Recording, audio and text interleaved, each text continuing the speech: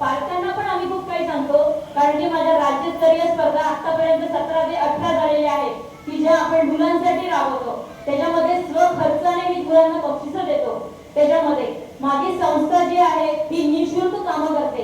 1 रुपयाचं उत्पन्न केला नाहीये, 1 रुपया घेतही नाहीये. फक्त काय आहे की आम्ही इतरांना आपण काय काय देऊ शकतो याच्यामधनं हे आम्ही बघत असतो. मुलं माझे भजनी मंडळ आहे, 4 आहे भजनी मंडळ सुद्धा वेगवेगळ्या पद्धतीने कार्य करतं. जे सुंदरकांड भजन आम्ही आता हल्लीमध्ये चालू केलं आहे त्याच्यामध्ये पण हनुमान किंवा अध्यात्म इतरांना आपण कसं शिकवू शकतो.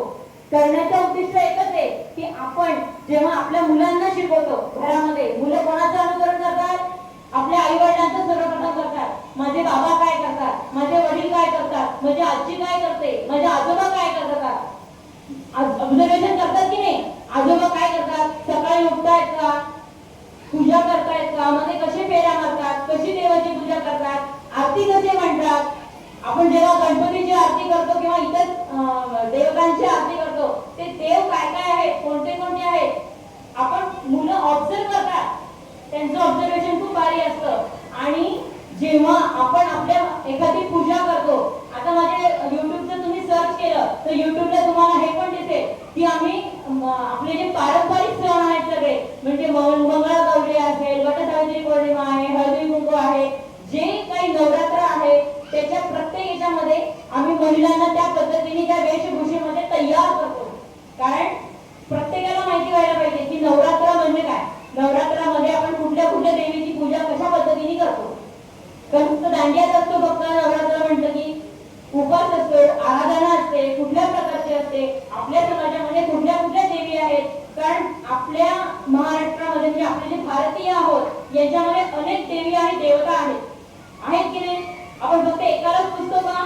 शंकर पण आहे, दत्त पण आहे, स्वामी समर्थ आहेत, विठ्ठल आहे, प्रत्येक देवतेला पुजतो. प्रत्येकाचे भजन कीर्तन आहे. आता हालीमध्येच आम्ही माऊली बाल भजनी मंडळ चालू केलं आहे. त्याच्यामध्ये 12 वर्षाखालील मुलं आहेत, भरपूर मुलं आहेत माझ्या बाल भजनी मंडळामध्ये. आणि आवर्जून आम्ही निःशुल्क त्यांना 1 दिवस घालवून त्यांना शिकवतो.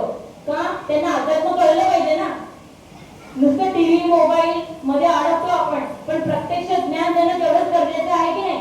भले त्यांनी टाळ कशा पद्धतीने वाजवले पाहिजे, लय कशी पाहिजे, त्याच्यामध्ये लयला किती महत्व आहे, गोडी कधी निर्माण होईल, ज्यावेळेला ते कानाने ऐकतील.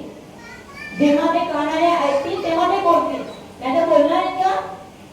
त्यांना ती लय कशी कळणार? आता बघा, या दादाने सांगितलं, कळवले दादाने, की माझ्या मम्मीकडून मी शिकलो, माझ्या मम्मीकडून मी ही कला घेतली की नाही?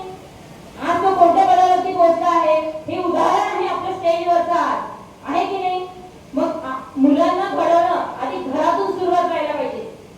जर मम्मीच मोबाईल मध्ये घुसली असेल, ती कुठली सिरियल पाहते, त्या सिरियल मध्ये ती काय बघते, काय बोलते, किती महत्वाचं आहे. म्हणजे आपण काय बघायला पाहिजे, आपण काय बघायला पाहिजे, कोणती सिरियल बघितली पाहिजे, बातम्या ऐकायला आपण कोणत्या बातम्या ऐकल्या पाहिजे, हे घरात आधी मम्मी आणि पप्पांनी बघितलं पाहिजे. मी थोडं विषयांचं बोलते आहे, पण मला असं वाटतं की एकंदरीत वातावरण बघून मला हे बोलणं गरजेचं आहे. थोडंसं तुमची हरकत नसेल तर पुढे कंटिन्यू करते, आहे का?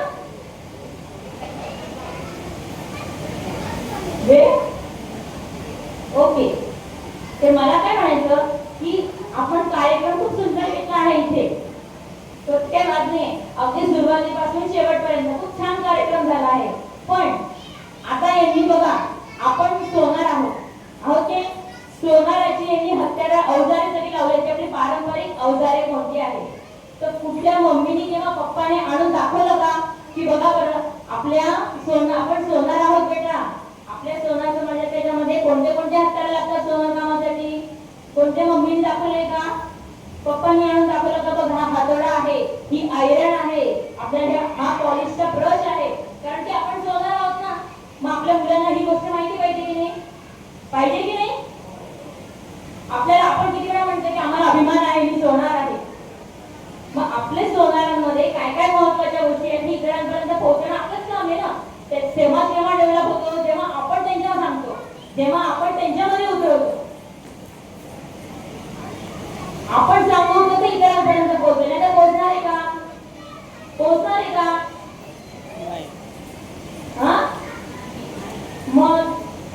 म्हणायचं एवढंच आहे की फक्त आपण आपल्या मुलांना काय काय शिकवलं पाहिजे, काय काय नाही हे आपण बघायचं. आज आपलं उदाहरण किती छान आहे आपल्या डोळ्यासमोर. ती दिदी बघा किती छान बासरी वाजवते, तिच्या सरांनी आज सांगितलं.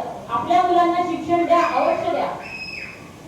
मोठ्या मोठ्या पदावर नाही, आपण एक कला त्यांच्यासोबत असायला पाहिजे हे आपल्या याच्यामधून आज सिद्ध झालं. आज आम्ही स्वतः जरी मी इकडे काम करत असेल तर माझा योगा पण आहे आणि मी आनंदाने सांगते की आम्ही जसं तबला वाजवतो तसं हार्मोनियम पण मी वाजवते. भरपूर वादन आणि हे करून आम्ही भजन कीर्तन शिकवतो. म्हणजे भजन पण शिकवतो, कीर्तन पण शिकवतो. माझ्या बऱ्याच मंदिरांमध्ये भजन झालेली आहे. अगदी शेगाव स्वामी समर्थ महाराज मंदिर किंवा शिर्डीला सर्व ठिकाणी जाऊन मला अगदी विठ्ठलासमोर 2.5 तास होतो. पण त्याच्यामध्ये आवड आहे अध्यात्माची. फक्त ही पुढे तुम्ही परंपरा न्या, आपल्या मुलांना शिकवा. एवढे 2 शब्द बोलते आणि माझं भाषण संपवते. ओके, जय श्रीराम.